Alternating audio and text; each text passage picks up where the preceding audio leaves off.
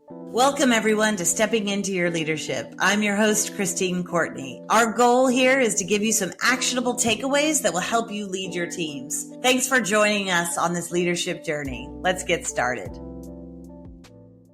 Welcome, everybody. Happy New Year. In this New Year's episode of Stepping Into Your Leadership, I'm so excited to be in the studio today with Erika Bayh back here. Hello, Erika. Hi, Christine. I'm so excited to be here. Erika is a great leader, speaker, mentor, facilitator, author. So we welcome her to help us with this New Year's celebration. I know it's a little past New Year's for everybody, but I like to continue New Year's for a long time because I'm one of those people that has to kind of mull on my New Year's resolutions so I can be sure it's what I want to focus on this year. So we're going to talk about today the word of the year. And I don't know if you remember, but I had Erika and Blanca in last year. We were talking about last year's word of the year that we focused on, which was, do you remember, Erika? Authentic. Authentic. This year's word of the year that we're focusing on. Now, I know y'all out there are going to say, I know the word of the year is this or this or this. We chose the one that we like the best.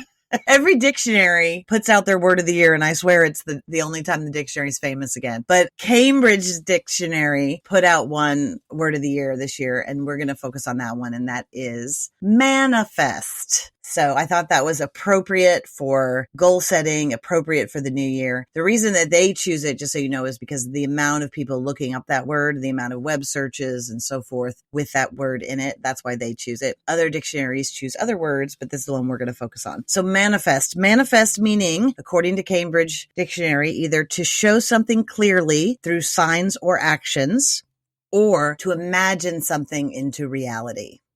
Okay. Erika, I know you were excited about this.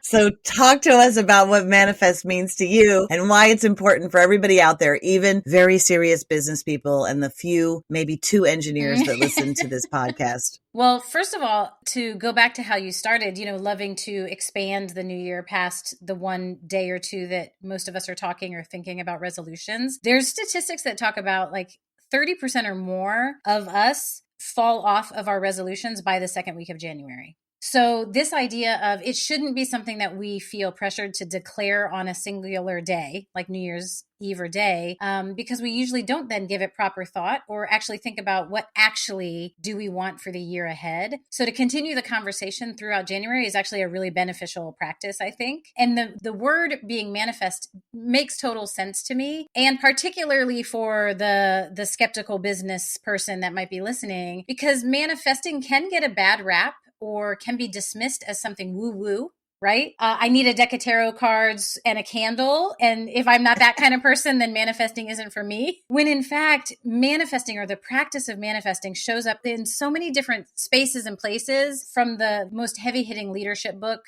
to the tarot card reading, candle lighting practitioner, because this idea of believing into seeing is really the heart of what it is, which is simply about intention. And that's why it is a beautiful thing to talk about as we're early in the year, because the idea here is manifesting in this way means, how do I imagine 2025 can be for me? What does it look like? What does it feel like? Who am I with? What are the benchmarks that I would feel so proud to have achieved if I'm looking back in December of 2025? And the art and practice of manifesting is to start to act as if those things are true, to act as if that my current reality matches this future vision. And then we act our way into an actual reality where we're putting ourselves in places where the circumstances start to work in our favor. So it's actually a great practice that really is just a different way of thinking about goal setting. Yeah. I love it. And if you think about it, really athletes use this all the time. They may not use this word. It may be visualization or, to visualize your future, to imagine it. But people have been doing this forever. It's just that this word manifest has just become such a popular expression.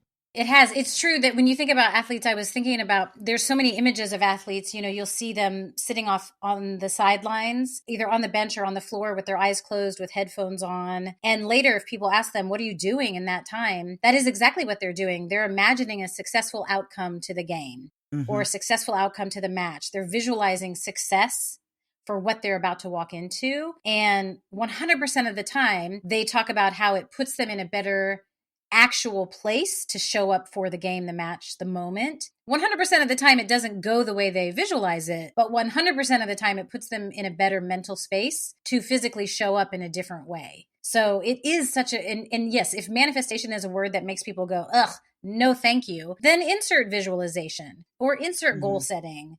Find the word that allows you to open your mind to this idea of when you believe it and when you visualize it in your mind's eye, then you start to, what you look for, you find in life. So if you're looking for these things that you're visualizing, you will start to find them in your day-to-day life as well.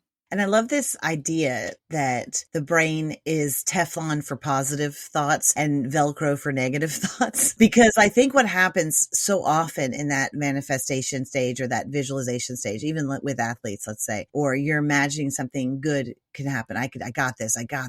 Imagining what it's going to be like. There are often times when it doesn't happen because the brain is so powerful, is that something comes in, that niggling negative voice that goes, you can't do this. You're not going to make this. They're going to be better than you, whatever it is that comes in. And then you're like, oh, manifesting doesn't work. Well, also because somewhere along the way, you had those negative thoughts somewhat invaded that positive. And not to say that you don't have to work hard at things, but the brain is more powerful than we can even imagine at this point, right? Yeah, it's true. It's that confirmation bias, I think, is that idea of like, I am going to find what I believe. And so if I've chosen to allow those negative thoughts to stick, I'm going to find plenty of evidence for those negative thoughts. See, that didn't work out. I didn't get that. I didn't win. That didn't go my way. I can collect evidence all I want. It's all the more reason to really give serious thought to the practice of manifestation, because it's a sort of a tool to combat when those negative thoughts inevitably do arise. Is that if you have put in intentional practice and take seriously the power of manifestation, you have a tool and a resource for when those negative thoughts show up to combat them with the positive ones, to reframe your thinking, to sort of refocus your lens and move past that into, well, now let me reframe the way I'm looking at this. So it actually can be a resource when you get stuck in the negative loop. I recently did the Tony Robbins, 4 days of, I forgot the name of it just now, but what's amazing is on that first night, right after you've been there all day long and all night, they tell you you're going to walk on fire, like you're going to walk on hot coals, and you're like, no way. Like in my head, I'm like, yeah, I'm not sure that I'm doing that, right? Like, I'll take the rest of it, but not sure. And when I had signed up for it, I was in a really bad place in my life. I had just, had torn my knee, my meniscus. I was walking with a cane. I was just not feeling like myself at all. And you know how sometimes something like that happens and then everything else in your life starts to go a little bit negative. That's what was happening to me. It was just felt like, what's happening? I need some sort of shift here. And so I signed up for this. I thought, well, I've never done this in my life. I've heard that Tony Robbins is like a pretty powerful speaker. I want to see who that is, anyway. So I signed up for it. Mind you, when I was still, I was going through airports to go to speaking things in a wheelchair. I had people, I couldn't even get through an airport right at this point. And so I was imagining myself at this Tony Robbins thing, sitting, I was kind of like in my imagination of it. I was by myself in the chair, in the handicap section. I was just imagining okay, but I'm going to do this whole thing in my head and I'm going to get, some very quiet realizations that will help me, and then I'm there the first day. And of course it's anything but that. First of all, my leg is doing much better. I had been in PT. And so I was walking, but I wasn't 100% confident. But then throughout the day, you're there and you're with everybody. They have you doing much like, the work that we do. You have a lot of exercises with folks. So all of a sudden strangers become friends and in some ways even closer in a weird way, because you're telling them things that you probably wouldn't tell your friends because you'll never see these people again. Right. So anyway, you're sitting there and then they're telling you you're going to walk on fire. And the whole time in my head, I'm like, I'm not doing this. It's already late. It's midnight. We haven't walked on fire yet. I need to drive back to New York. I don't know about this. So then the woman next to me who I'd been talking to all day says, she was from Louisiana. I said, are you going to do this? And she goes, oh yeah, I'm definitely walking on that fire. And I said, you are? And she said, oh yeah. She goes, you know why? Because I did this 4 years ago and I didn't do it. And all I've been thinking about every day since is that I have regret that I didn't do it. So I came back here paying all of that money to do it again. And I'm too cheap, Erika. So I was like, oh, dang, I don't want to have to do this I'm doing again. it now. I'm doing it now because I can't afford to do this again. So I was like, I said, really? And she said, oh, yeah, I'm doing it. And I said, okay. All right, girl, if you're doing it, then I'll do it with you. And she's like, all right, we're in it together. And then I thought, because I had this buddy, I was like, we're going to do this, right? So that was one thing that was helping this new manifestation start to change in my head was a buddy, right? Which is what they say for all good goals, because it's much harder to back out on a buddy once you've said that, right? Next thing, still Tony Robbins is prepping us for this. And it's just remarkable how he does it, but he's prepping us for it. We practice it in the stadium, in the arena. We're practicing it, all of us together. You do all these things to kind of get yourself hyped. And in the moment, you get your body going, you get the heat going, and you start thinking of something that's strength, right? That's going to get you through it, and breath and all this stuff that gets you in that positive mindset. And he works with athletes all over the place because you kind of have to trick your brain out of thinking too much, right? Because if you think about it, you're like, why am I going to walk on hot, burning red coals? Like that doesn't make any sense. Feet, right? So, and I was still going, I don't know. There has to be a trick to this. I bet it's not really hot. I bet it's, So anyway, they go through this whole thing. And by the time you're like hyped up, you're like, okay. So then you have to take your shoes off while you're still in the arena. Now, I don't like to be barefoot on a beach.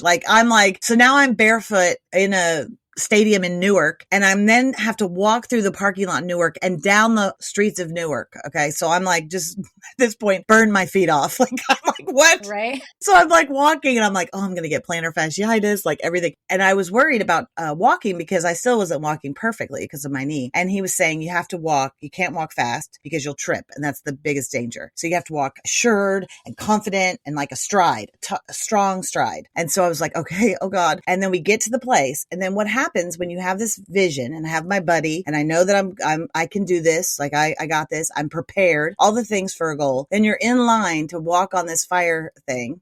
And I'm like, okay, looking at it, watching other people, because that's what you also do, right? When you want to achieve a goal, you watch other people and see how they're doing it. So I'm like, okay, if that guy could do it, I could probably do this. It's now like 1:30 in the morning, right? In the streets of Newark. On this thing, you're freezing. It's November also, you're freezing. So then you're like, okay, I'm going to do this. And they give you mantras, they give you things to say, do. But what's fascinating is right before I was supposed to go, I had the smell starts to come over me because it's burning stuff. And Erika knows this, but many of you don't. When I was young, when I was in 9th grade, I burned my house down. Well, what comes back to me is that smell. And smells are so powerful. And that's a horrible memory. So now I'm like engulfed with this thing and I'm like, oh my God, I'm like, stuck. I'm like, I can't do it. And then I turn to my buddy and I say, I haven't told you this before, but I burned my house down and that's exactly what it smells like. And she goes, oh no, don't worry. This is different. You got this. And I was like, okay, thank you, buddy. All right, we're doing this, right? She's like, we're doing this. And I'm like, okay. So then we go and I said, it looks pretty good. Like the coals are kind of blackish, little red bits here or there. I thought, okay, that doesn't look too bad. Then all of a sudden a wheelbarrow comes over full of red hot, burning, fiery coals. And I'm like, oh my God. And they pour that down and they're like, okay, your turn.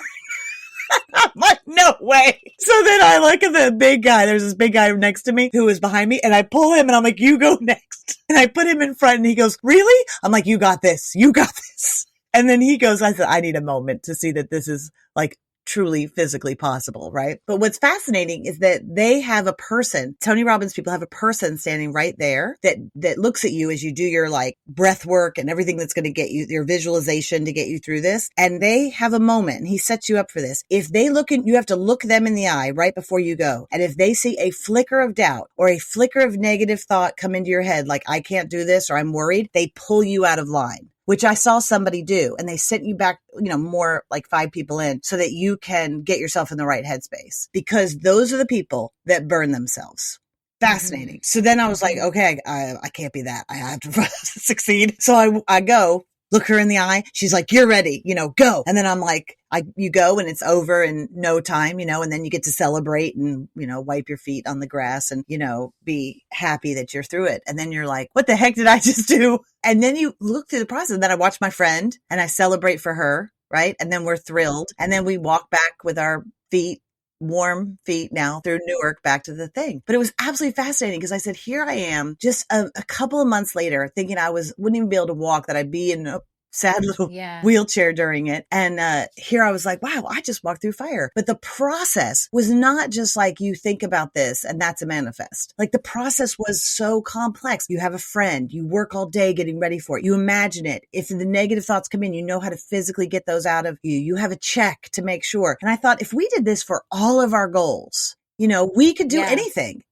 And by the way, you don't get your feet burnt, which is just remarkable. That's how powerful that brain is. I know it's a long story, Erika, but it's a great story. Well, as you were talking, there's so many things in that story, right? Because it is that sort of action meets the visualization, which is so important that you mentioned, that resilience and not giving up, and the power of regret, talking about your friend. There's so much in that. As you were talking and telling your story, I was thinking of a video I had seen on social media recently of a young boy in a karate, like a martial arts class. And, if you've ever been in with your own child or seen online, a common sort of early practice is learning how to kick or chop with your hand a board, right? So in this case, the boy was trying to learn how to kick the board in half and he was struggling. And so the instructor was on the ground with the board and the boy kept trying to kick and miss and kick and miss. And he was crying and crying and crying. And the instructor, you couldn't hear what he was saying, but you could hear that he was telling this child, don't give up and you got this. And then what started to happen is all of the fellow students in that dojo were shouting words of encouragement. The boy is sobbing.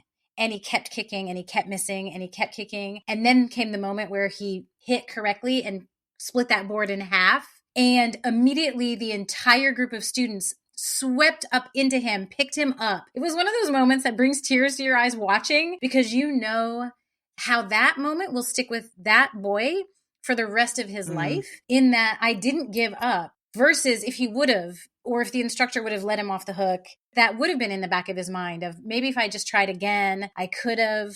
So the power of the support system. So in your case, your accountability buddy, or the coach, the Tony Robbins coach, or the other people who had already walked through fire, like the power of community is so important in this, that we can't sit in our houses alone and say, gee, I wish this thing would happen.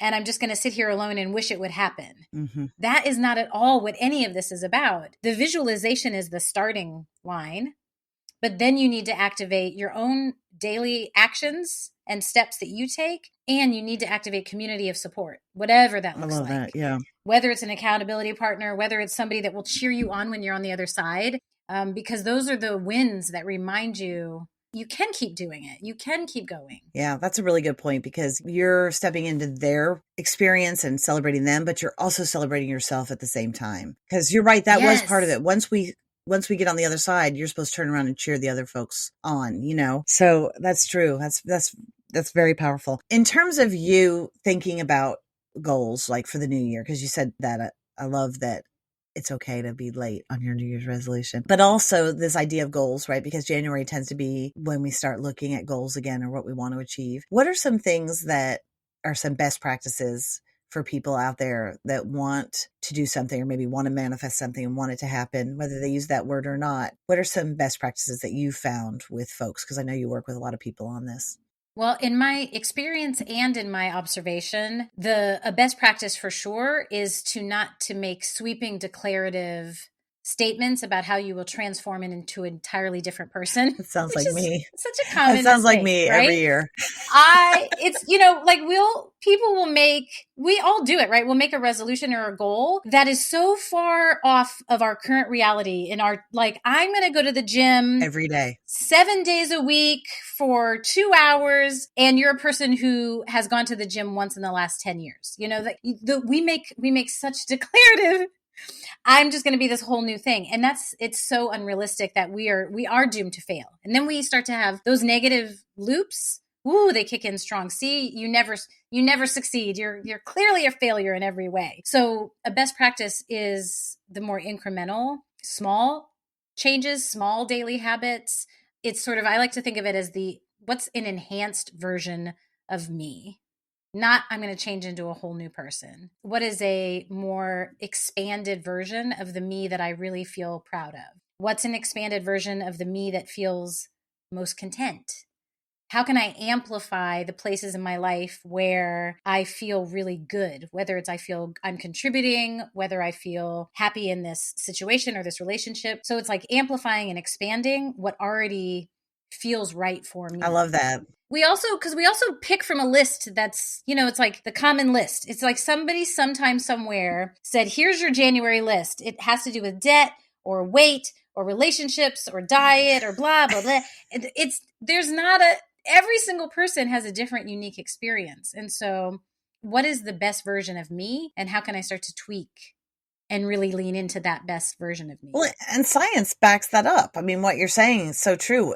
You made me think about this, but really it's about playing on your strengths. And what they're showing is that you have more chance of sticking with it if you're doing something you like. And we tend to like things that we're already somewhat good at. So if you can really lean into those things and amplify those, I love that. Yes. A good reason why those tend to work. And you tend to be excited about them, not like, oh, I have to go to the gym or whatever, Exactly. How often do our resolutions list look like a punishment list? I'm just stating all the things that are clearly wrong with me, and I'm setting a goal to punish myself to success.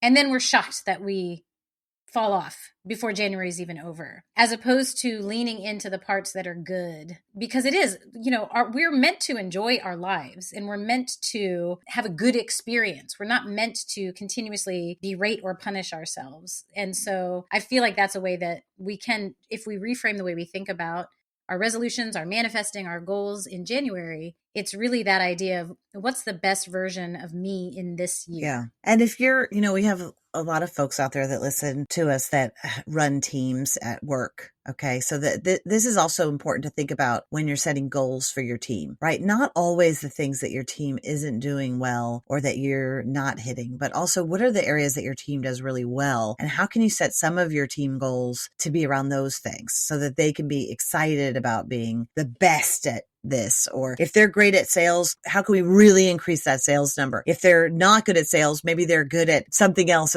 in what they do, creating new ideas or how can we double down on some of that? It doesn't mean that we don't have to shore up those other things, but in terms of like motivating or inspiring people and their brains to work, that would be a good approach, not just with ourselves, but with our teams as well. Absolutely. Well, and I talk about, it's a practice that I don't even know who to attribute it to, but I talk about it a lot because it's a great practice, which is for yourself, the idea of imagining yourself in this case, in December of 2025, and writing a letter to yourself to celebrate the year that you've just had, right? So you'd be like, hey, dear Christine, what a year I've had. This happened and that happened and this and that and the other, because that gives you clues to what are the things now in January you want to start to do to then be able to say those things in December. Because sometimes we don't even know.